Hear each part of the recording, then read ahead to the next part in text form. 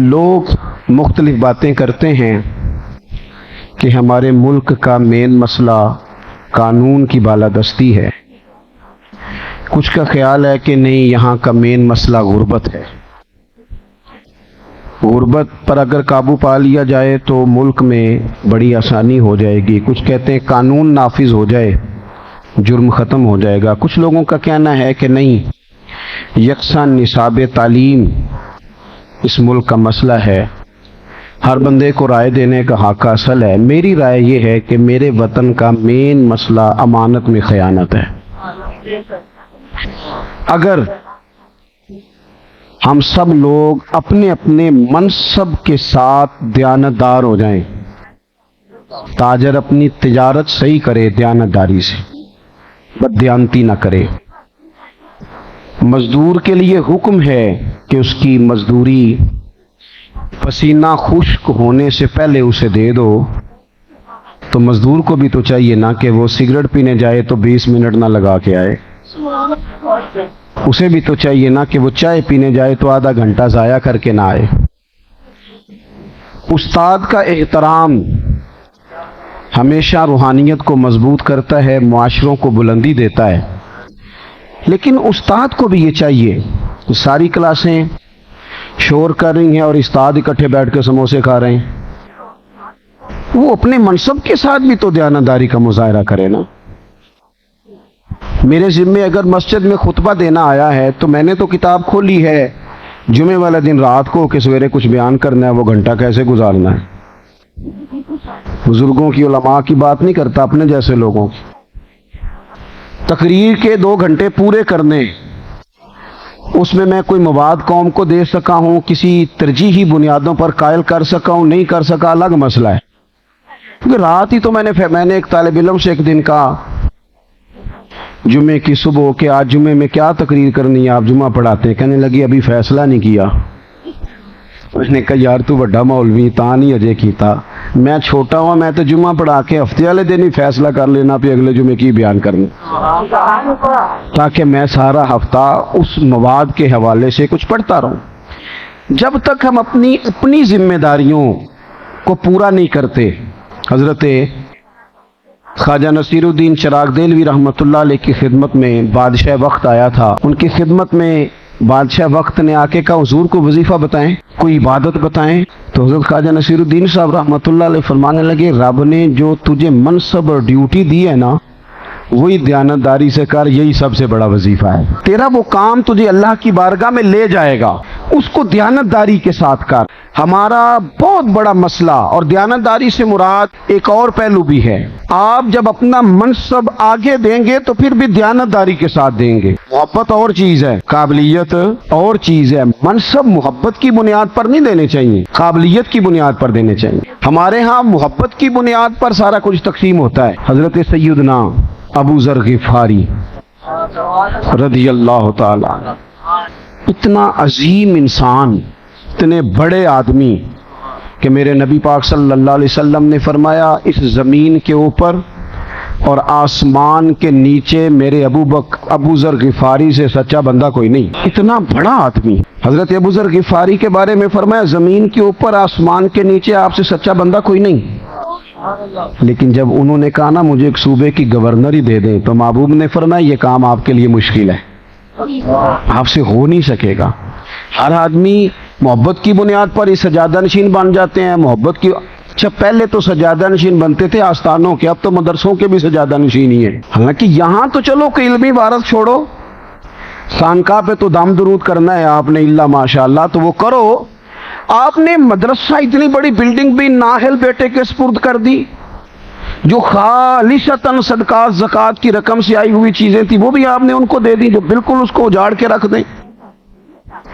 امانت، جب تک ہم امانت کے پابند نہیں ہوتے، ہمارا سارا زور یہ ہے کہ فلانا کیوں ٹھیک نہیں، اسے چھوڑنا، تو یہ بتا کہ تو اپنا کام صحیح کرتا ہے.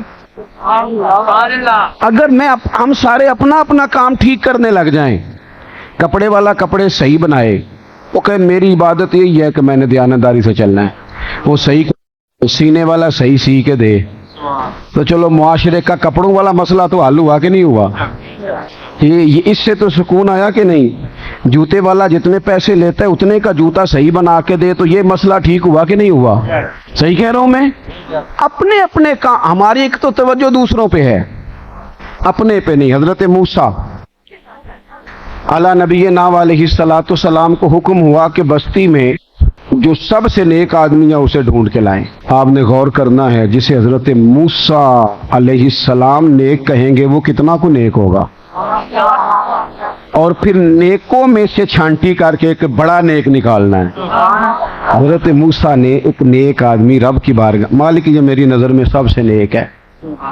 अब हुक्म हुआ इस नेक से कहें कि बस्ती में सबसे गुनाहगार ढूंढ के लाए। वैसे ये काम मेरे और आपके जिम्मे लगता तो कितने को गुनाहगार निकल आते, या मैंने बचना था, या जो मेरे पीछे हाथ बांध के चलता उसने बचना था।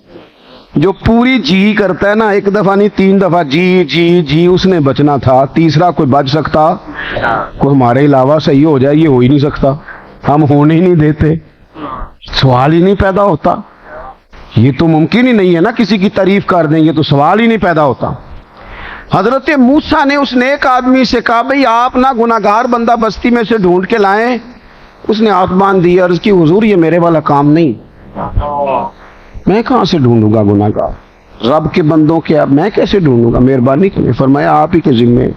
अर्ज की हुजूर 3 दिन की मोहलत चाहिए। 3 दिन गुजर गए, मुकर्रा वक्त पर गुनाहगार को लाना था। किसे लाए? अपने गले में रस्सी बांधी, हजरत मूसा के दस्ते पाक में दे के तो तड़प के रोए। अर्ज की अल्लाह के कलीम, कुछ बंदों के गुनाह बस्ती में से मेरी आंखों के सामने आए थे, मुझे शक पड़ा था ये गलती है, पर सोनिया वो निरा शक था, लोगों का निरा शक था। जो मेरे गुनाह हैं उनका तो मुझे पाक है ना, लिहाजा मैं ही सबसे गुनाहगार हूं, बाकियों का शक है, मेरा पाक है। से सबूत ना मंगो मैथों, ए नजरे करम कद होई, मैं जाना या दिल भर जाने गैर न जाने कोई। से सबूत ना मंगो मैथों, भला नजरे करम कद होई, ए मैं जाना या दिल भर जाने गैर न जाने कोई। मैं मिस्कीन पुराना खादम, किसे दर मिली न टोई, एते वासफ यार ने नजर जो की थी, फिर वासफ वासफ ही होई। हुजूर मैं तो मिस्कीन आदमी हूं, मैं ही हूं सबसे गुनाहगार, मैं मिस्कीन पुराना खादम, हुजूर मैं ही हूं। जब उस शख्स का चेहरा देखा तो हजरत कलीम उसे दुआएं देने लगे, तो रब की तरफ से पैगाम आया, मूसा ही से बताओ कि ये जो रब की बारगाह में तेरा दर्जा बड़ा हुआ है, ये इसी आजिज़ी की वजह से तो हुआ है।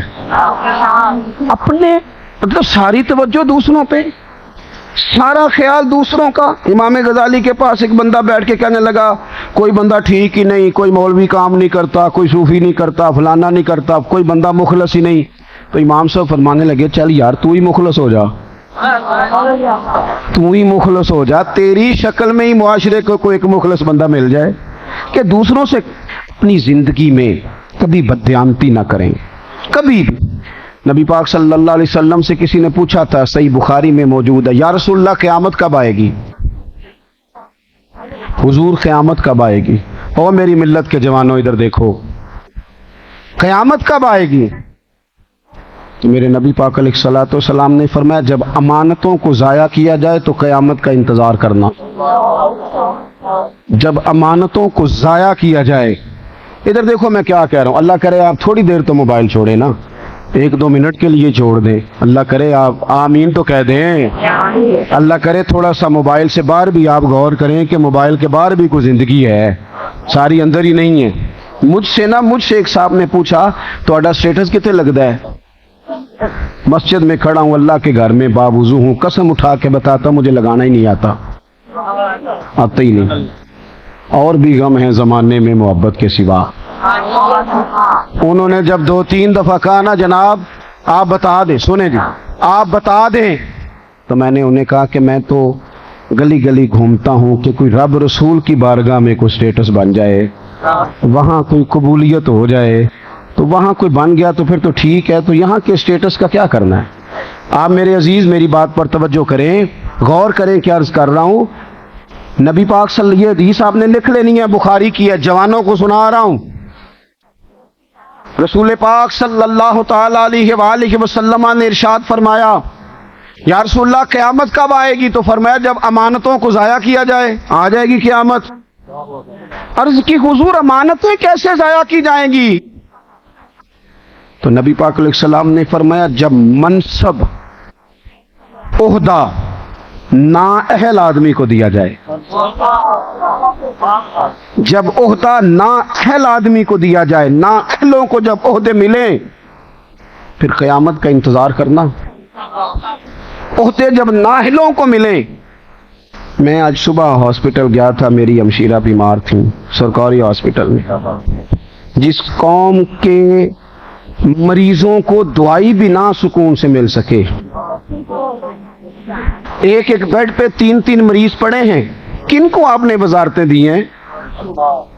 کون سے لوگ آپ کے مسئلے حل کریں گے؟ اور قوم کا حال یہ ہے کہ جب پچھلی گورنمنٹ آئی تھی تو وہ کہتی تھی اس سے پچھلی کا قصور ہے، یہ کہہ رہی ہے اس سے پچھلی کا ہے، اور جو ان کے بعد آئیں گے چھوڑ دو ان کی جان، چھوڑ دو خدا را۔ انہیں کبھی روک کے پوچھا تو کرو کہ رام کہانیاں کیوں سناتے ہو؟ اس قوم کو سناتے ہو جن کے پاس کھانے کو دوائی نہیں۔ یہ میڈیا پہ بیٹھ کے ٹاک شو تب کیا جاتا ہے جب پیٹ روٹی سے بھرا ہوا ہو، اور جب رات کو غریب مزدور اپنی بیوی سے بات کرے اور بیوی کہے میرا دل نہیں کردا میں تہاڈی جیب دا پتہ ہے، پر سویرے بچیاں دے ناشتے لئی کیوں کوئی نہیں جے پراٹھے پکان لئی۔ جب ماں باپ بنیادی ضرورتوں کے لیے بھی لوگ تڑپیں، ان لوگوں کو اہل کرتے ہیں، آپ نااہلوں کو امانتیں دیتے ہیں۔ مجرم نہ بنے ان کی سپورٹ کر کے، مجرم نہ بنے۔ اس ملک کا ایک ہی حل ہے اور وہ رسول اللہ کے نظام کا نفاذ ہے، اس کے علاوہ کوئی حل نہیں ہمارا، اس کو سمجھ لیں۔ تو میرے عزیز اپنی زندگی کے اندر ایک بات کو طے کریں کہ کبھی امانت میں خیانت، کبھی خیانت، ایک چھوٹی سی عرض آپ لوگوں سے بھی کر لوں۔ اللہ تعالیٰ جب کسی بندے کو گاڑی دے دے نا تو وہ صرف اس لیے ہوتی ہے کہ سیاستدان کا جلسہ آئے گا تو جھنڈا لگاؤں گا، جلسے پہ جاؤں، اس لیے ہوتی ہے۔ اگر اللہ تعالیٰ کسی غریب کو امیر کرے تو شکر کا ایک طریقہ یہ بھی ہے کہ کسی مریض کو بھی کبھی گاڑی میں ہاسپٹل لے جاؤ، کبھی کسی بیمار کو منزل تک پہنچا دو۔ یہ ابھی عید گزری ہے نا، تو بعض لوگوں نے یہ سمجھا سخاوت صرف رمضان تک ہے، رمضان میں سخاوت کا ثواب زیادہ ہے، ورنہ دین سارا سال ہی ہے۔ اور راشن ونڈن والے ہو لوگوں، او عیدوں بعد بھی بھوک لگ دیجئے، عیدوں بعد بھی بھوک لگ دیجئے، تھوڑا سا بعد میں بھی توجہ کیا کرے۔ یہ شادیوں کا سیزن آیا تو غریب بیچارے تڑپ اٹھے۔ اب تو بچے والے نیک ہو گئے ہیں، انہوں نے جہیز مانگنا چھوڑ دیا، پتہ آپ کو؟ انہی منڈے والے جہیز مانگتے نہیں، پتہ؟ میں دسنا نا تم، یہ بریکنگ نیوز ہے، تازی سنو۔ اب نہیں لڑکے والے جہیز مانگتے، اب وہ سمجھدار ہو گئے۔ وہ کہندے نے تسی نا جہیز نہیں کوئی شے بھی دینی، بس اسی بندہ 600 لے آؤنا انہوں روٹی چنگی دینی جے، جہیز نہیں اساں لمنا، ایسے ہی ہے۔ تو 600 دی روٹی سستی پک جاندی، اور وہ جو 600 آئے ہیں ان کو روٹی گھر سے نہیں کبھی ملی، بچی کا باپ ہی دے گا تو کھائیں گے۔ کہاں کھڑے ہو گئے ہم؟ حضور کی امت تو مہربانیاں کرنے والی ہے، وہ تو پردہ پوشی کرنے والی ہے، بیٹیوں سے محبت کرنے والی۔ تے اسی تے پنجاب دے لوگ جے ساڈیاں تے تیاں اونجی سانجیاں ہوندیاں نے، ساڈے تے وڈیرے کہندے سن تی سانجی، تی پیڑاں سانجی۔ خدا را اس کو تھوڑا سا لوگوں کے لیے گنجائش بناؤ، ایک دوسرے کے لیے تکلیف کا سامان نہ کرو، ایک تو دیانتدار رہیں، دوسرا تھوڑی گنجائش بنائیں۔ میری ملت کے جوان کچھ کرنے کو تیار نہیں، تھکے تھکے سے، پریشان سے، کچی کچی باتیں، کمزور باتیں، کریں کیا؟ بور بڑے ہوتے ہیں، ساتھ چلنے والا کوئی نہیں۔ تو میں کہتا ہوں تو اور میں تو اس دین کے ماننے والے ہیں جہاں گلی سے روڑا اٹھانے کا بھی ثواب ملتا ہے، کانٹا اٹھانے کا بھی ثواب ملتا ہے۔ تو گلی تو ساری کچرے سے بھری ہوئی ہے، تو بور کس لیے ہو رہے ہو؟ تمہارے پاس کرنے کو ٹائم ہی کوئی نہیں۔ او خدا کے بندو، زندگی میں کچھ کام کرنا انسان کے ذمے ہے۔ اگر وہ اسی طرح رہے گا تو بھی اپنے وجود سے خیانت کرے گا۔ اگر اللہ نے کسی کو صلاحیت دی ہے، کچھ کر سکتا ہے، وہ نہیں کر رہا، تو یہ بھی تو خیانت ہے۔ یہ جو ہمارے پاس سارا کچھ دیا ہوا ہے نا اللہ کا ہے، ہمارا ذاتی، یہ ہمارا ذاتی۔ اگر ہم ان ساری چیزوں کے مالک ہوتے تو پھر قیامت میں ہمیں حساب نہ دینا پڑتا۔ ہم مالک نہیں ہیں، ہمارے پاس تو امانت ہے، یہ سارا کچھ سب کچھ امانت ہے۔ ثم لتسألن یومئذ عن النعیم، تم سے تو ہر نعمت کے بارے میں پوچھا جائے گا۔ اور میرے نبی پاک صلی اللہ تعالی علیہ وآلہ وسلم نے ارشاد فرمایا، ادھر سنو، حضور نے فرمایا رب یہ بھی پوچھے گا مال کمایا کہاں سے۔ یہ بخاری مسلم ہے۔ چونکہ تمہیں اللہ نے فضل سے دیا ہے، تم مالک نہیں ہو، یہ بھی پوچھے گا کمایا کہاں سے، اور یہ بھی پوچھے گا لگایا کہاں تھا۔ یہ تم نے یہ بھی بتانا ہے کہ پیسے تو اللہ نے دیے تھے نا، تم نے غلط جگہ لگا دیے، ناجائز جگہ لگا دیے، چوروں ڈاکوؤں ظالموں کے سپورٹ میں لگا دیے، پوچھا جائے گا۔ عزیز بھائی، آپ کو اگر اللہ کوئی صلاحیت دے تو قوم کے لیے، مذہب کے لیے، ملت کے لیے کچھ کریں۔ یہ جتنے کو غریب ہماری گلیوں میں ہوتے ہیں نا، اسی حساب سے امیر بھی ہوتے ہیں، لیکن وہ امیر اس غریب کے ساتھ نہیں چلتا، وہ کہتا ہے پہلے یہ میرا غلام بنے، پہلے یہ میرا ملازم بنے، پہلے یہ جی جی کرے۔ آپ زندگی میں کچھ کریں، کسی کا جتنا آپ بھلا کر سکتے ہیں، آپ جس حد تک کسی شخص کے کام آ سکتے ہیں وہ نا۔ یہ میرپور شہر تباہ ہو گیا تھا، پرانی بات، ایک دفعہ سارا ایک دفعہ تباہ ہو گیا، تو جس آفیسر کی ڈیوٹی تھی نا کھنڈرات پہ لگی ہوئی، وہ کہتا ہے میری ڈیوٹی لگ گئی، تو وہ لوگ کھنڈرات سے چیزیں نکال کے لاتے تھے، تو میں نے دیکھا کہ ایک بوڑھا شخص ضعیف اور اس کی بوڑھی خاتون ضعیفہ، وہ دونوں نا گدھے پہ ایک بہت بوری رکھ کے نا وزنی لا رہے ہیں۔ میں نے ان سے کہا کہ آپ لوگ کدھر جا رہے ہیں؟ تو وہ کہنے لگے ہمیں یہ بتاؤ کہ وزارت خزانہ کا دفتر کہاں بنایا ہے؟ بابا جی آپ نے کیا جمع کرا؟ تو وہ کہنے لگے ہمارا سارا شہر تباہ ہو گیا ہے، ہمارے بزرگوں کی یہاں قبریں ہیں، ہم دونوں میاں بیوی نے بڑے دل لگا کے کھنڈر کھول کھول کے سونا چاندی قیمتی چیزیں بوری میں جمع کی ہیں، ہم نہ خزانے کے دفتر میں جمع کرانے آئے ہیں تاکہ ہمارا شہر پھر سے آباد ہو جائے۔ ہم اپنا حصہ ڈالنے چاہتے ہیں شہروں کی آبادی میں، ہم چاہتے ہیں کہ اگر ہمارے چند پیسوں سے یہ بستیاں بستی ہیں تو بس جائیں۔ او یار، اگر زندگی میں ہمارا ذوق یہ ہے کہ بس میں، میرے بچے، میرا گھر، بس ختم ہو گئی زندگی۔ اب تو اتنے قیمتی جوان تھے لیکن وہ سارا دن ایک ہی بات سناتے ہیں کہ گھر میں سکون نہیں جی، بیوی اور اماں لڑتی بڑے ہیں۔ تو میں کہتا ہوں اس بات سے اب باہر بھی نکل آؤ کہ تم نے یہیں رہنا ہے ساری زندگی، نکل آؤ۔ یہ تو لڑائی چل رہی ہے اور چلتی، اس کو دماغ میں سوار کر لو گے تو کام کب کرو گے زندگی میں؟ اس کو چھوڑو تھوڑی دیر کے لیے، اٹھ باندھ کمر کیوں ڈرتا ہے، پھر دیکھ خدا کیا کرتا ہے۔ آپ اپنی زندگی میں کچھ کرنے کا، وہ عارف رومی فرماتے ہیں کہ نہیں جی بس میں اب ویسے ہی سمیٹنے لگا ہوں، اللہ تعالیٰ آپ کو جزائے خیر دے، بس ایک آدھ بات اور کرنی ہے، آپ توجہ کریں گے میری بات پر۔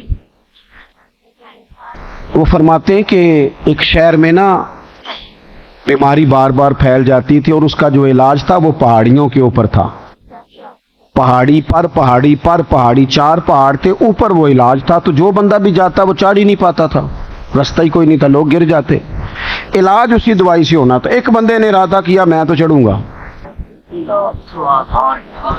دیار عشق میں اپنا مقام پیدا کر، اور نیا زمانہ نئی صبح و شام پیدا کر، نیا زمانہ نئے صبح و شام۔ اس نے کہا میں چڑھ کے دکھاؤں گا، کیوں نہیں چڑھا جاتا؟ اکیلے بندے نے ہتھوڑا لے لیا، کدال لے لیا، جو پتھر کاٹنے کا سامان تھا وہ لیا اور پہلی پہاڑی کاٹنی شروع کی۔ جو بندہ بھی آتا کہتا تو بیوقوف ہے، تو بیوقوف ہے، یہ کیا بات؟ ہمیں بھی لوگ مشورے دیتے تھے شروع میں، یہ آپ نے کس طرح کی باتیں کس دور میں شروع کر دی؟ تو میں کہا کرتا تھا چلو کچھ کر تو لینے دو، شاید کو سونی لے، لیکن اب تو حال یہ ہو گیا ہے کہ میں اکیلا ہی چلا تھا جانب منزل، مگر پھر لوگ آتے ہی گئے اور کارواں بنتا گیا۔ کوئی بندہ تو ہو نا، کوئی بندہ تو ہو جو نظام سے بغاوت کرے، کوئی تو ہو۔ میں پہلا وہاں نہ رندہ تو جن نے کھلی بغاوت کی تھی۔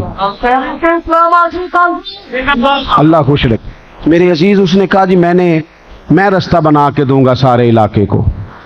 اس نے ایک پہاڑ کاٹا، اتنا کاٹا لوگ پہلے ہنستے رہے، پھر ایک پہاڑی سے پورا رستہ بن گیا، پر کئی سال لگ گئے۔ اب سیڑھیاں بن گئی، لوگ آ رہے ہیں جا رہے ہیں۔ پھر اس نے دوسری پہاڑی کاٹی، سیڑھیاں بنائی، اس میں بھی کئی سال لگ گئے۔ موت کا وقت آ گیا، تانے دینے والے پھر قریب آ گئے۔ انہوں نے آ کے کہا، اور تجھے کہا تھا نا کہ تو نہیں پہنچ سکے گا، کیا تو نے کمایا ہے، پہنچ تو سکا نہیں۔ اس بندے نے بڑی شاندار بات کی، اس نے کہا تمہارا کیا خیال ہے، میں ناکام ہوا ہوں، میں جیت کے جا رہا ہوں، کامیاب ہو کے جا رہا ہوں۔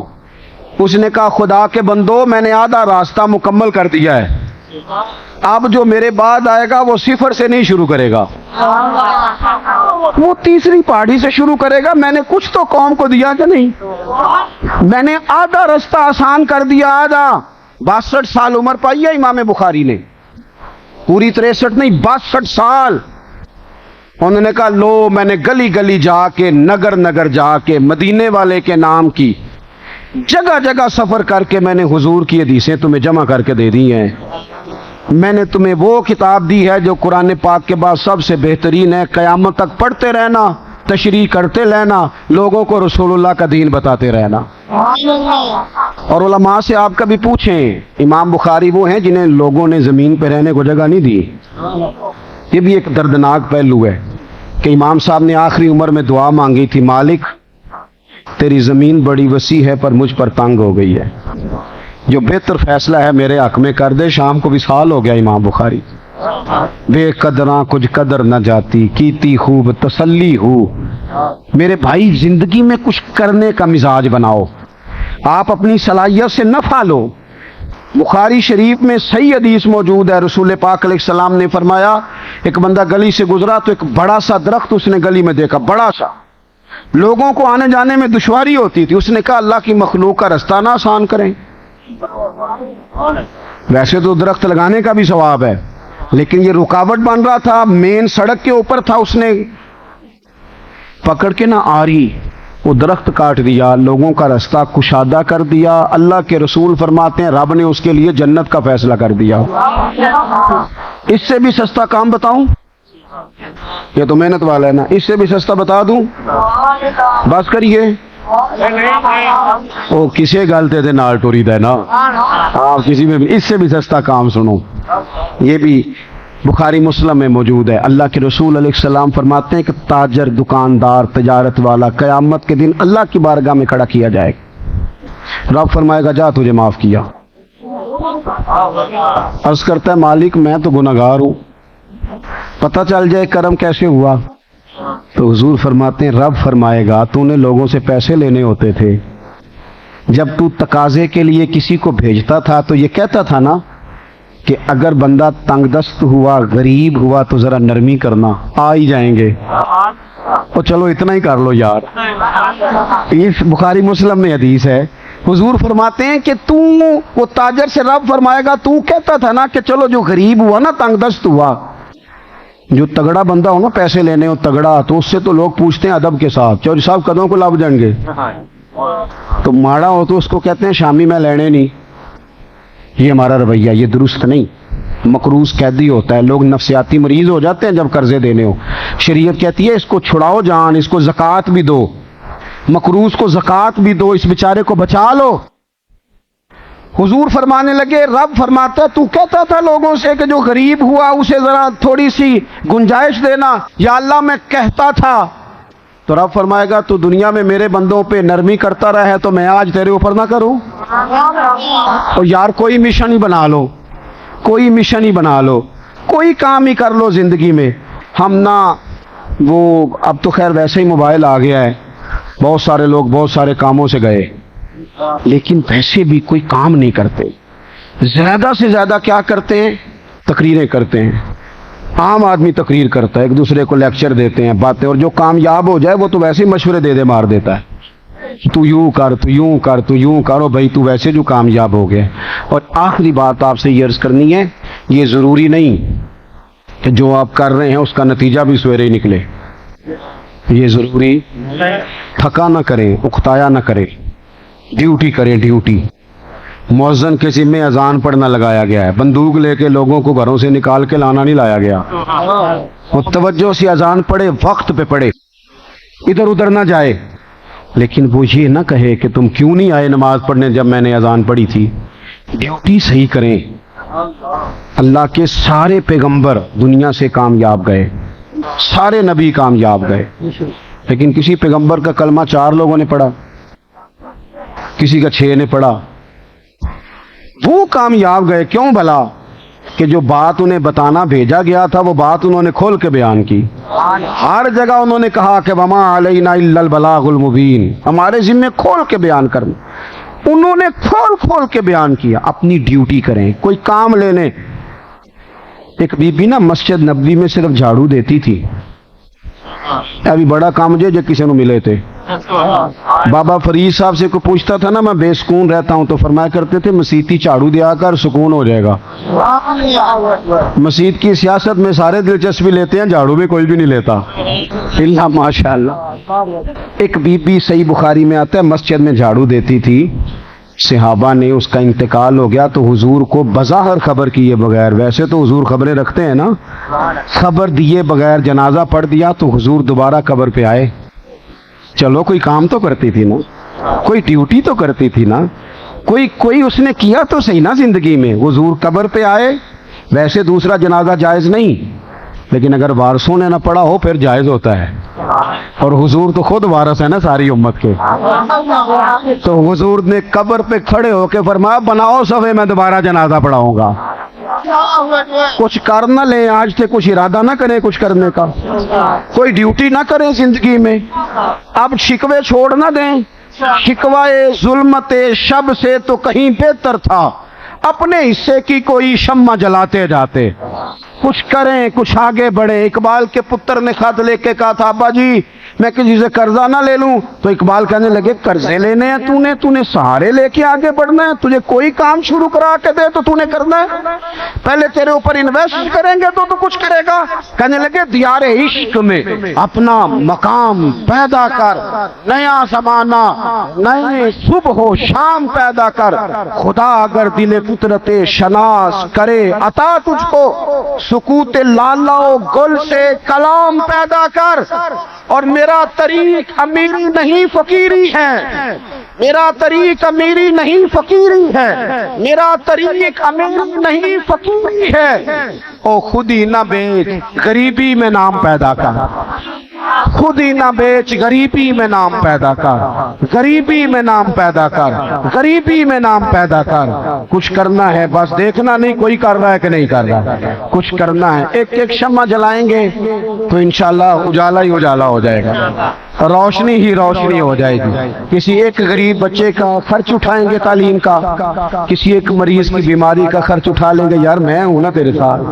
کسی کی بیٹی کی شادی ہو تو اس طرح جس طرح امام زین العابدین جاتے ہیں، سیدہ پاک کے پوتے چہرے پہ کپڑا ڈال دے کے آتے، او تو اتنا سخی کون ہے؟